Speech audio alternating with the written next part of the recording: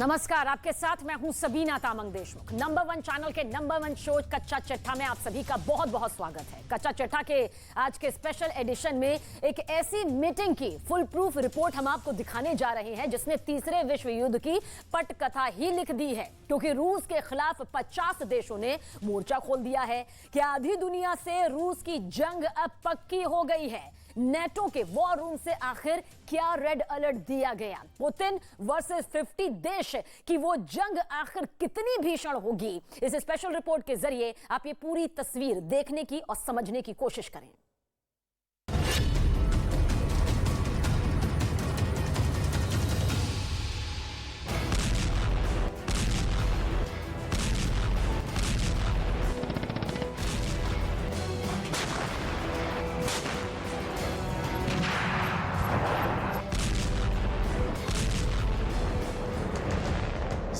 अंदाजा लगाइए, जब 50 देशों के हथियार रूस पर जबरदस्त हमला करेंगे तो फिर राष्ट्रपति पुतिन क्या करेंगे?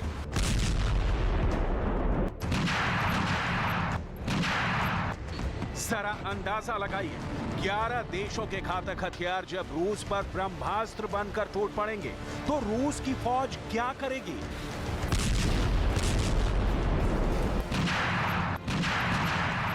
क्या वाकई में रूस के खिलाफ अब आधी दुनिया हमला करने जा रही है?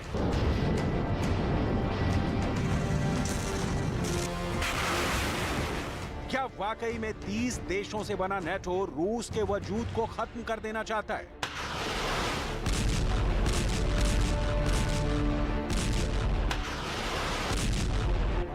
क्या यूक्रेन को जीतने के लिए अब अमेरिका पूरी दुनिया को तीसरे विश्व युद्ध में झोंकने जा रहा है?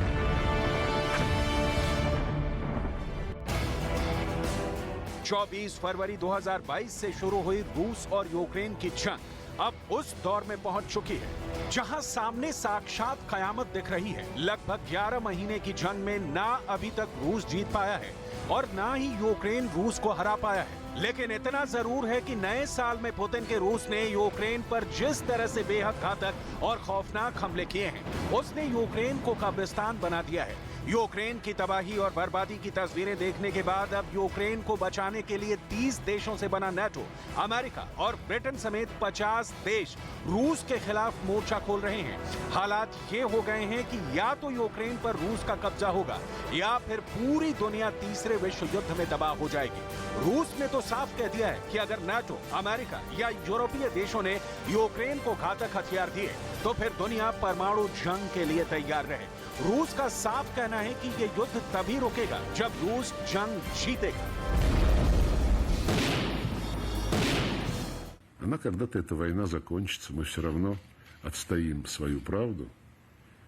Но как дальше жить, я пока не представляю себе. Все будет зависеть от того, какие выводы сделает Европа. जंग में भले ही रूस के 1,17,000 से ज्यादा सैनिक मारे जा चुके हैं, लेकिन ये सच्चाई है कि रूस की मिसाइलों ने भारी तबाही मचाई है, जबकि रूस की रॉकेट आर्मी ने इतने जबरदस्त हमले किए हैं कि यूक्रेन के 13 शहर रूस के हमलों में शमशान बन चुके हैं। जबकि रूस की टैंक ब्रिगेड एक-एक शहर, गांव और कस्बों को तबाह करते हुए आगे बढ़ रही है। रूस के टैंकों ने सबसे ज्यादा नुकसान यूक्रेन को पहुंचाया है। हालात ये हैं कि यूक्रेन के टैंक तबाह होते जा रहे हैं और रूस के टैंक हमले लगातार बढ़ते जा रहे हैं। राष्ट्रपति ज़ेलेंस्की ने तो साफ कहा है कि अगर अमेरिका और नेटो ने तुरंत यूक्रेन को टैंक नहीं दिए तो यूक्रेन बर्बाद हो जाएगा। ज़ेलेंस्की का साफ कहना है कि ये जंग सिर्फ दावों और बातों की हवाबाजी से नहीं जीती जा सकती। यूक्रेन को भारी हथियारों की सख्त जरूरत है। Можемо виїжджати на тільки на мотивованості, на моралі. Ні. Це просто слова, ви знаєте, це просто зайва риторика. Є конкретні речі, від чого залежить стійкість на полі бою. І ці конкретні речі ми очікуємо.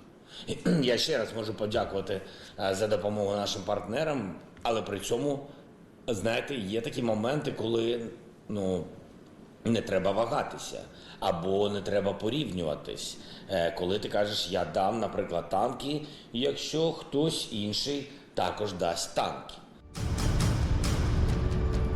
जंग में थकते, हारते और तड़पते यूक्रेन की हालत देखकर नेटो घबरा गया है। अमेरिका चकरा गया है, जबकि यूरोपीय देश हैरान हैं कि आखिर हारता हुआ रूस अचानक कैसे जंग जीतने लगा है। सोलेदार के बाद बख्तमुत पर रूस की फौज यमराज बनकर टूट पड़ी। निप्रो पर X-22 मिसाइल के 57 हमलों ने तो यूक्रेन में रूस का खौफ पैदा कर दिया है। 14 января. И вот квартиру, когда я вам показывала, что было все в стеклах, вот эта иконка вот так вот сложена, она вся в крови, она вот лежала вот сверху на всем этом кошмаре. Откуда она вылетела, как она оказалась, мы ее вот забрали из квартиры. Вот наш такой спаситель, чудотворец. रूस के इन्हीं घातक हमलों का नतीजा है कि यूक्रेन घुटनों पर आ गया है। वहीं नेटो अब रूस के खिलाफ बड़े कदम उठाने को मजबूर हो रहा है। जर्मनी में 50 देशों की मीटिंग में ये वॉर प्लानिंग की जा रही है कि किस तरह से रूस को यूक्रेन में हराया जाए। हैरानी की बात यह है कि 70 साल के पुतिन के सामने यूक्रेन, नेटो के 30 देश और इसके अलावा 20 देशों ने यूक्रेन को जंग जीतने के लिए अपने हथियारों के जखीरे खोल दिए हैं ताकि हारते यूक्रेन को जिताया जा सके। यूक्रेन को तुरंत सैन्य सहायता देने के लिए 11 देशों ने यूक्रेन को भारी हथियार देने का ऐलान कर दिया है। ये सभी देश चाहते हैं कि रूस ने जिस एस्टोनिया के सैन्य अड्डे पर कब्जा किया है, उस पर यूक्रेन दोबारा से कब्जा कर सके। यूक्रेन को 11 में से 9 देश कौन कौन से घातक हथियार देने जा रहे हैं, लेकिन उससे पहले ये जान लीजिए कि वो 9 देश कौन हैं और कौन से हथियार देने जा रहे हैं। इन 9 देशों में UK, Poland, Latvia, Lithuania, Denmark, चेक गणराज्य, एस्टोनिया, नीदरलैंड और स्लोवाकिया शामिल है। अब जान लीजिए कि कौन से देश यूक्रेन को कौन से घातक हथियार दे रहा है। यूक्रेन को यूके 600 ब्रिमस्टोन मिसाइलें दे रहा है। डेनमार्क 19 फ्रांसीसी सीजर ऑटोमेटिक होवित्जर तोप दे रहा है। एस्टोनिया होवित्जर, गोला बारूद, मिलिट्री वाहन और एंटी टैंक ग्रेनेड लॉन्चर दे रहा है।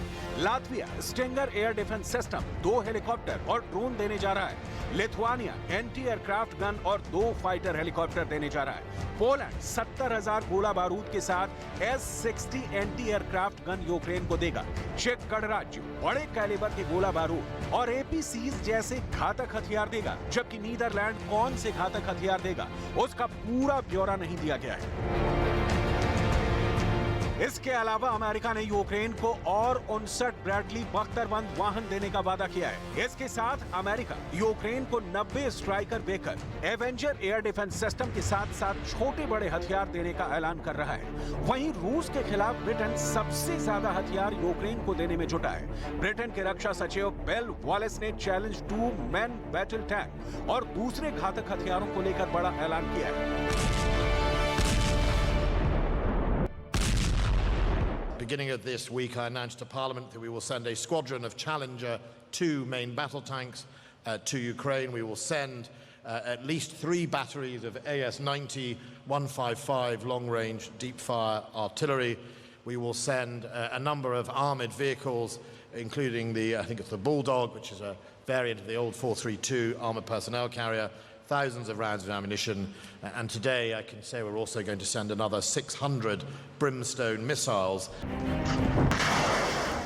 इधर यूक्रेन जंग के मैदान में हर दिन हारता जा रहा है। ज़ेलेंस्की बार-बार कह रहे हैं कि जोश, जज्बा और हौसला बढ़ाना अपनी जगह ठीक है, लेकिन इस वक्त रूस के खिलाफ यूक्रेन को घातक हथियारों की सख्त जरूरत है। इधर रूस ने जैसे ही देखा कि उसके खिलाफ 50 देश यूक्रेन को बेहद खतरनाक और घातक हथियार देने में जुटे हैं, रूस ने साफ चेतावनी दे दी है कि अगर नेटो ने यूक्रेन को घातक हथियार दिए तो अमेरिका, ब्रिटेन और पूरे यूरोप का विनाश हो जाएगा। रूस में ऑर्थोडॉक्स चर्च के प्रमुख पादरी पैट्रियॉक किरिल ने भी साफ चेतावनी दी है कि अगर रूस को हराने या खत्म करने की कोशिश की तो दुनिया का विनाश तय। И вот это желание победить Россию сегодня приобрело, как мы знаем, очень опасные формы.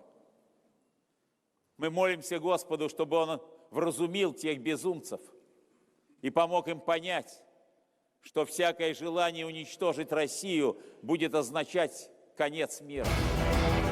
असल में नेटो को अब यह एहसास हो चुका है कि यूक्रेन जंग में रूस से हार रहा है।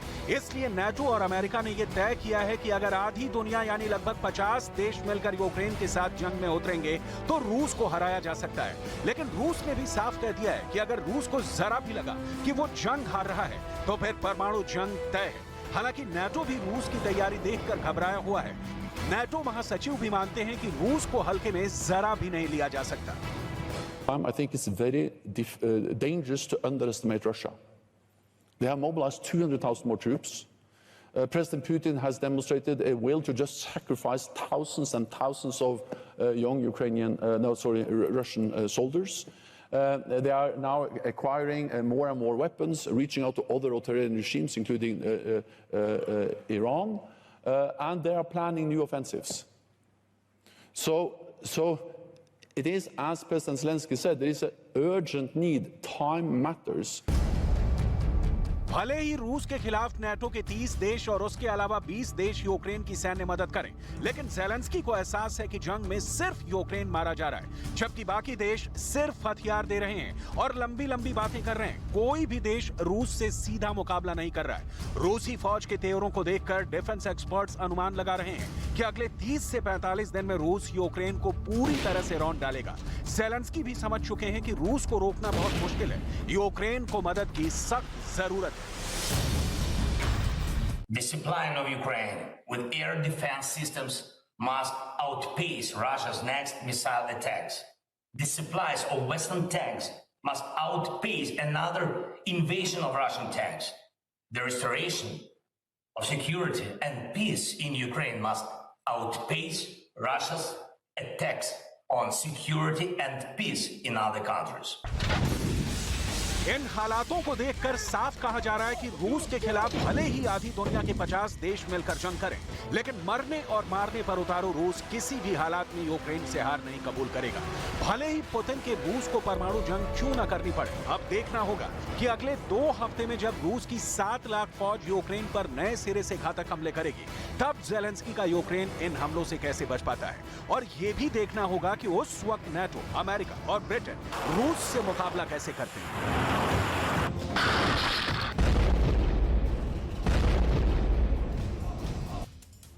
और अब तफसील से आपको और समझाते हैं। व्लादिमीर पुतिन के खिलाफ 50 देश अगर मिल गए तो उसके पीछे है रूस की ताकत। यूक्रेन युद्ध में रूस को मजबूती देने में एक नाम जो सबसे बड़ा हो गया है वो है पुतिन की प्राइवेट आर्मी वैगनर ग्रुप का चीफ येवगेनी प्रिगोजिन। सोलेदार की जीत के बाद वैगनर ग्रुप पश्चिमी देशों की रडार पर है। आज ब्रिटेन की इंटेलिजेंस ने वैगनर ग्रुप को लेकर बहुत ही विस्फोटक, बहुत ही खतरनाक खुफिया रिपोर्ट साझा की। यकीन मानिए ये ऐसी रिपोर्ट है जो ज़ेलेंस्की की नींद उड़ा देगी, उसके होश फाख्ता कर देगी।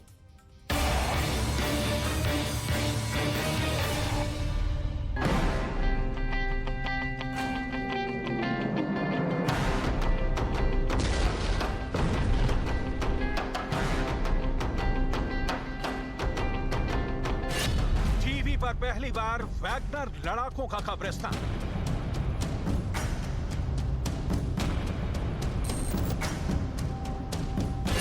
जहां मौत का सन्नाटा पसरा है।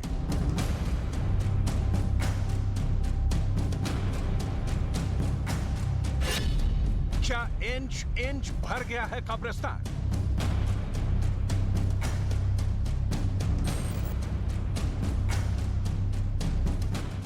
कब्रों से भर गया वैगनर का कब्रिस्तान।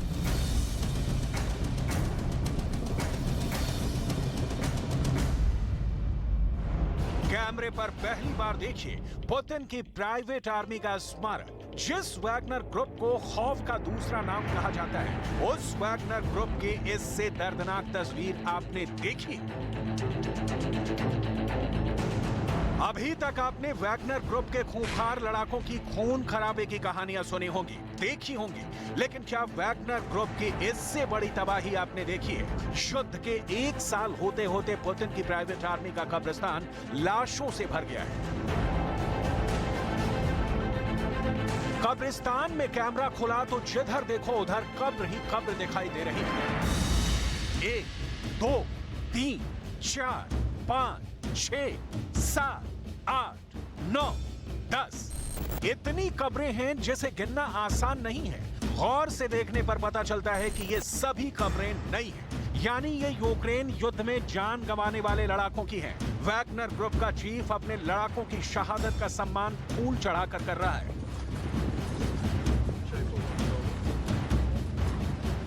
वैगनर के चीफ कमांडर येवगेनी पेरोक्सिन की ये वीडियो पूरी दुनिया में वायरल है। इस वीडियो में पहली बार वैगनर के किसी सेंटर के अंदर की तस्वीरें दुनिया के सामने आई हैं।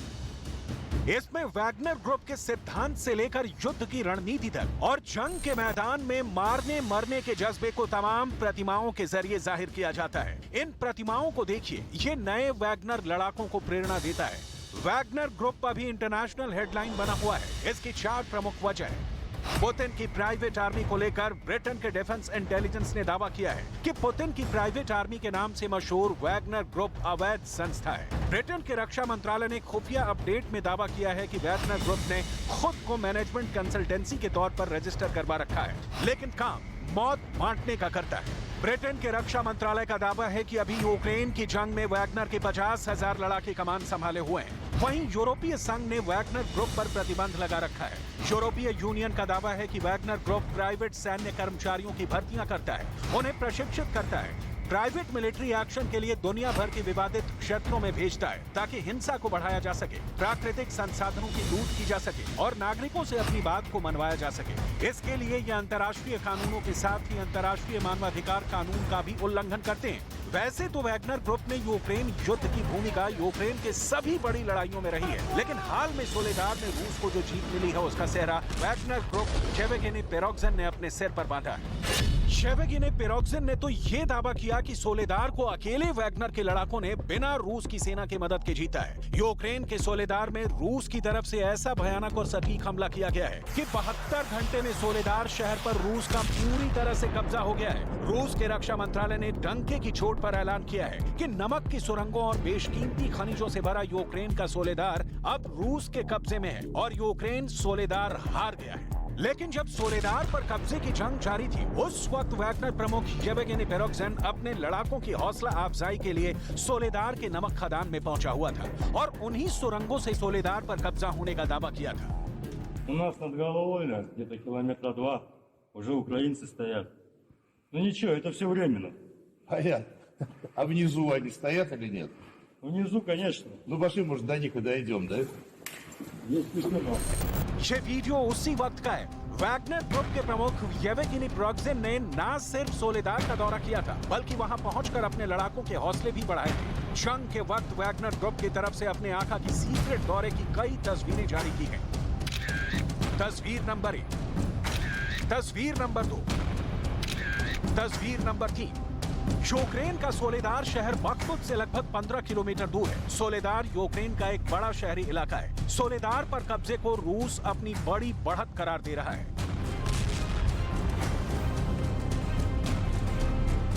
सोलेदार में करीब 200 किलोमीटर लंबी नमक खदानें हैं। बखमुत के साथ साथ सोलेदार में जमीन के नीचे गुफाओं वाली खनन सुरंगों का एक नेटवर्क है। ऐसी एक सुरंग में येवगेनी पेरोक्सिन के पहुंचने का वीडियो जारी किया गया। У нас над головой, где-то километра 2, уже украинцы стоят. Ну ничего, это все временно. Понятно. А внизу они стоят или нет? Внизу, конечно. Ну пошли, может, до них и дойдем, да? Есть письмо. दावा किया गया कि इस वीडियो को जारी करने का मकसद सिर्फ ये दिखाना था कि सोलेदार की जंग में सबसे बड़ा रोल वैगनर ग्रुप का ही है। विदेशी मीडिया में तो कुछ विश्लेषकों ने यहां तक दावा किया कि वैगनर चीफ येवगेनी पेरोक्सिन ने खास रणनीति के तहत सोलेदार को आगे बढ़ाया। दरअसल येवगेनी पेरोक्सिन की असल मंशा सोलेदार की नमक खदानों पर कब्जा जमाना था। रूस के येवगेनी पेरोक्सिन वही शख्स हैं जिन्होंने वैगनर ग्रुप को खड़ा करने में बड़ी भूमिका निभाई थी। वैगनर ग्रुप को हमेशा से ही पुतिन की प्राइवेट आर्मी कहा जाता है। इतना ही नहीं, येवगेनी पुतिन के इतने करीब रहे हैं कि उन्हें पुतिन का शेफ भी कहा जाता है। पुतिन के ये वो हंटर्स हैं जिनको रूस के दुश्मन देश जल्लाद करार देते हैं। रूस के हर ब्रती ऑपरेशन को अंजाम तक पहुंचाना इनका काम होता है। इन्हें रूस के राष्ट्रपति व्लादिमीर पुतिन की अदृश्य सेना कहा जाता है।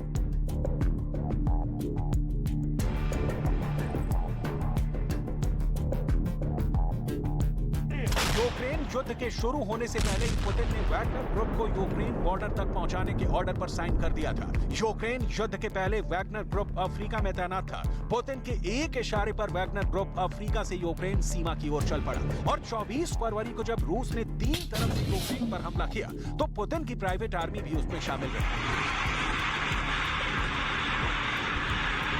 बेलारूस के रास्ते रूस ने यूक्रेन पर बड़ा हमला किया। हमले में रूस की सेना के साथ साथ चेचन के लड़ाके और वैगनर ग्रुप भी शामिल हुआ था।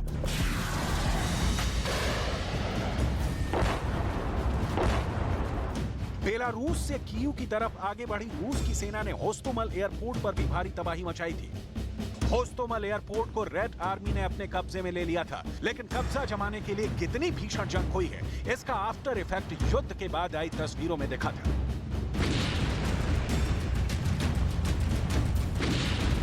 वैगनर ग्रुप को रूस की सेना ने ही तैयार किया है। इस ग्रुप को बनाने का मकसद सिर्फ एक ही रहा है, व्लादिमीर पुतिन के ऑर्डर को जमीन पर लागू करना, फिर चाहे उसके लिए लोगों का खून ही क्यों ना बहाना पड़े। अभी तक वैगनर ग्रुप पूरी तरह से रूस की सरकार के इशारे पर चलता आया है। इस ग्रुप के ज्यादातर लड़ाके रूस की सेना से रिटायर हो चुके फौजी ही हैं।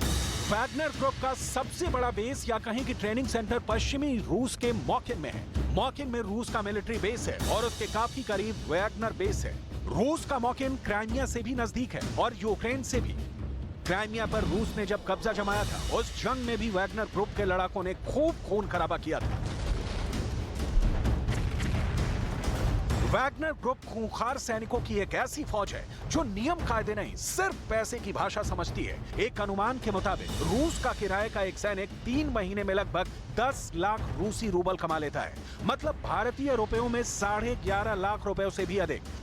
पुतिन की प्राइवेट सेना उनके इशारे पर कई देशों में अंडरकवर एजेंट के तौर पर काम करती है, लेकिन रूस इससे पल्ला झाड़ता रहा है। वो अपनी प्राइवेट सेना के वजूद को ही नहीं मानता, लेकिन यूरोपियन यूनियन रूस की प्राइवेट सेना वैगनर ग्रुप पर प्रतिबंध लगा चुकी है। संयुक्त राष्ट्र और फ्रांस भी वैगनर ग्रुप पर हिंसा के आरोप लगाते रहे हैं। वजह वैगनर ग्रुप का इंटरनेशनल धंधा। पुतिन को प्राइवेट आर्मी की सेवा यूं ही नहीं मिलती, इसके लिए मोटी रकम चुकानी पड़ती है।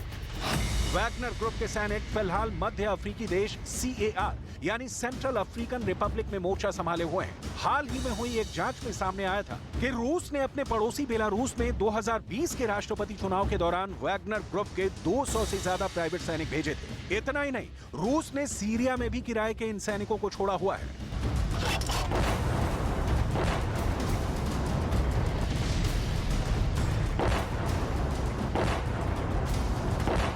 वैगनर ग्रुप जिस देश में भी जाता है अपने काम के लिए तगड़े पैसे वसूल करता है। दावा तो यहाँ तक है कि रूस के इन किराए के सैनिकों ने IS के आतंकियों से सीरिया के गैस और तेल के कुओं से कब्जा छुड़ाने की एवज में तेल के कुछ कुएं ही रख लिए थे और अब दक्षिण पूर्वी यूक्रेन में खून बहाने के लिए डोनेस्क में डटे हुए हैं। दावा तो यहाँ तक किया गया है कि येवगेनी प्रिगोजिन पुतिन के लिए अब एक नई नरभक्षी ब्रिगेड बनाने में लगे हैं, जिसमें 35,000 से ज्यादा अपराधियों को शामिल किया गया है।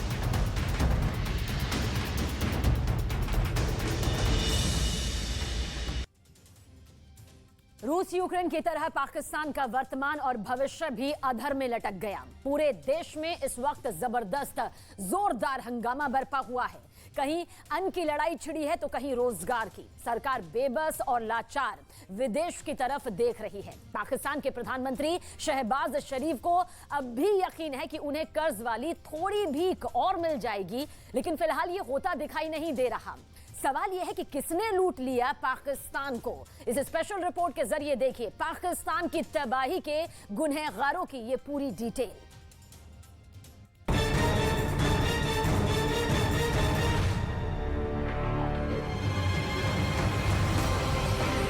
मुल्क में आटे का बहरान थमने का नाम नहीं ले रहा। लोग काम काज छोड़कर तवील कतारों में लगने पर मजबूर हो गए।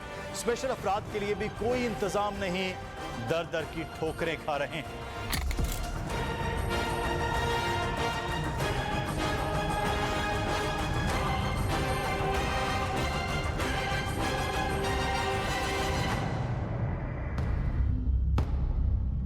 पाकिस्तान की आवाम की वर्तमान का राह पाकिस्तान के मुस्तकबिल की बानगी भर है।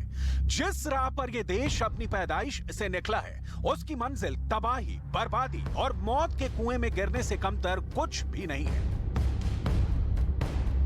विदेशी साजिशों के तराने और भारत को आंख दिखाने के इरादे ने पाकिस्तान को एक ताजा दलदल में तब्दील कर दिया है।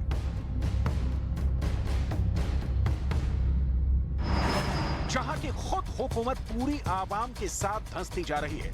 तमाम प्राकृतिक संसाधनों के बावजूद पाकिस्तान का जर्रा जर्रा आज भूख से बिलबिला रहा है। उसे आटा चाहिए,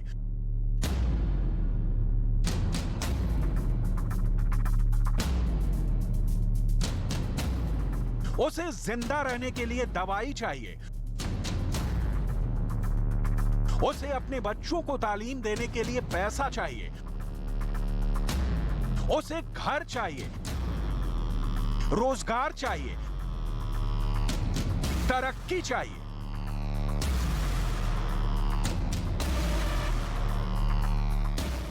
जितने भी हुक्मरान है उनको बोल रहा हूँ, अब एक खबर में लेके जाएगा, जेब नहीं होती कफन में। खुदा के लिए रहम कर दे, इस मुल्क के अपने ऊपर रहम कर दे। आज जाते जाते कोई अच्छा काम कर जा। काम कर रहा है, हम कुछ घरों का, ये उम्र है हमारी काम करने की। भीख मांगने पे आ गए बेटा हम लोग। भीख मांगने से भी भीख नहीं मिलती, रोते हम लोग लाल आंसुओं से। इनको तो डूब के मर जाना चाहिए। एक ही को सबको एक जहाज में या पानी में ऐसे डुबो देना चाहिए। अब बताएं 7 महीने से बेरोजगार हो, बंदा किराए के घर पे रह रहा हो तो उसका क्या हाल होगा। अब मुझे बताएं क्या करूँ, भीख मांगू? जात के लिए कर रही हूँ, किराए का मकान है मेरा। बर्दाश्त से बाहर हो गई है महंगाई। अब तो आटा खरीदने के पैसे तो क्या, जहर खाने के लिए पैसे नहीं है। लेकिन यहां आलम यह है कि हुक्मरानों ने मुल्क की आवाम को आटा देने की जगह उसे आटे की चक्की में पीस दिया है। जनता सड़क पर है, पूरे मुल्क में कोहराम मचा है, खाने को दाने नहीं है और भविष्य में निवाला मिल जाने की कोई गारंटी भी नहीं। हर सांस आखिरी सांस जैसी लगने लगी है। पाकिस्तान की सरकारों ने पाकिस्तान के आम जिंदगी का जो सौदा किया है, उसके खिलाफ ये तस्वीरें क्या बता रही हैं कि शहबाज शरीफ की भी विदाई होनी अब तय है। असल में सवाल पाकिस्तान को मदद देने या ना देने का है ही नहीं। सऊदी अरब हो या अंतर्राष्ट्रीय मुद्रा कोष, कोई भी पाकिस्तान को कर्ज के नाम पर घास नहीं डाल रहा। और यही वो फैक्टर है जो शहबाज शरीफ के हाथ की चीज नहीं है, क्योंकि इसके लिए आमूल चूल तब्दीली की जरूरत होगी और वो करने में शहबाज शरीफ कमजोर साबित होंगे, जो अब तक की उनकी नीतियां साबित करती हैं। वर्ल्ड बैंक ने साफ तौर पर कहा है कि शहबाज शरीफ के फैसलों ने पाकिस्तान को और गर्त में धकेल दिया है। मतलब शहबाज शरीफ के काल में पाकिस्तान की इकॉनमी गरीब होते होते अब दिवालिया होने के मुहाने पर खड़ी है। डॉलर सिर्फ इतना बचा है कि 30 दिनों के खाने का जुगाड़ हो जाए। मुल्क की तारीख में इतना बड़ा क्राइसिस नहीं आया जो आज आ चुका है। आज ये जो इक्तदार में बैठे हुए हैं, ये सब फेल हो चुके हैं, क्योंकि इस वक्त इनके पास कोई हल नहीं रह गया कि मायशत को ठीक कैसे करना है। सब ने उम्मीद लगाई हुई है कि किसी तरह कहीं सऊदी अरेबिया से पैसे मिल जाएं, या हमें कोई चाइना पैसे दे दे, या हम सैलाब को बेचें और किसी तरह सैलाब से पैसा ले लें। लेकिन उसके बाद क्या होगा, अल्लाह जाने। लिहाजा ये सवाल उठता है कि जिस डॉलर से पाकिस्तान के उबरने और बैठ जाने का सीधा वास्ता है, वो डॉलर पाकिस्तान में आता कहां से है और कैसे उसका आना बंद हो गया। असल में किसी भी देश में डॉलर, जो कि अमेरिका की करेंसी है, कई तरह से आता है। जैसे निर्यात से, प्रत्यक्ष विदेशी निवेश से, कर्ज से, जो मल्टीलैटरल कंपनियों से या किसी देश से लिया जाता है, इंटरनेशनल बैंक से, या जो दोस्त देश कर्ज देते हैं।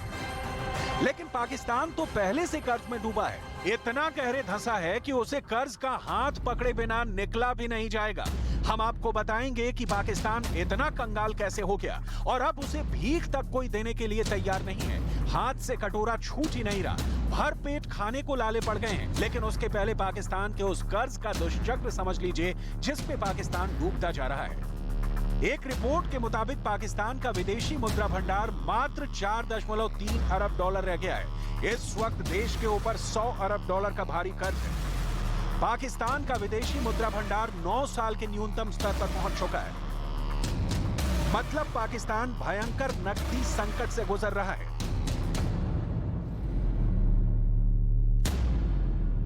पाकिस्तान सऊदी अरब, अमेरिका, वर्ल्ड बैंक, अंतर्राष्ट्रीय मुद्रा कोष से कर्ज देने की अपील कर चुका है, लेकिन किसी ने भी मदद का हाथ नहीं बढ़ाया है। सबका कहना है कि अब और कर्ज बिना शर्तों के नहीं मिलेगा। आपके दोस्त ममालिक हैं, कमर्शियल बैंक तो पैसे ही नहीं दे रहे आपको। सही है, ये लोग ये कह रहे हैं कि जनाब जब IMF से प्रोग्राम आपका हो जाएगा फिर से रवान दवान तो फिर हम आपको सोचेंगे। तो डॉलर आ ही नहीं रहे। सही है, जब डॉलर आ ही नहीं रहे तो जो इनके पास तो ये देंगे किधर से? बैंक्स। सवाल है फिर कैसे होगा पाकिस्तान का गुजारा? एक साथ ही हिंदुस्तान और पाकिस्तान जैसे दो देश आजाद हुए, लेकिन आज हिंदुस्तान कहां से कहां पहुंच गया है। 26 जनवरी मनाने की तैयारी कर रहा है और कहां पाकिस्तान अपने भाग्य पर आंसू बहा रहा है।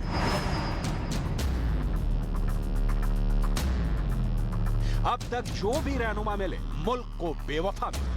पाकिस्तान को वहां के दोनों भाग्य विधाताओं ने लूटा। तथाकथित चुनी हुई सरकारों ने और पाकिस्तान की आर्मी ने, दोनों अभिजात्य वर्ग पाकिस्तान को अब तक जोंक की तरह चूसते रहे हैं। वो चाहे नवाज शरीफ हो, जनरल परवेज मुशर्रफ हो, या इमरान खान हो या शहबाज शरीफ हो, सब भ्रष्टाचार में डूबी सरकारों ने पाकिस्तान को अंदर से खाली कर दिया।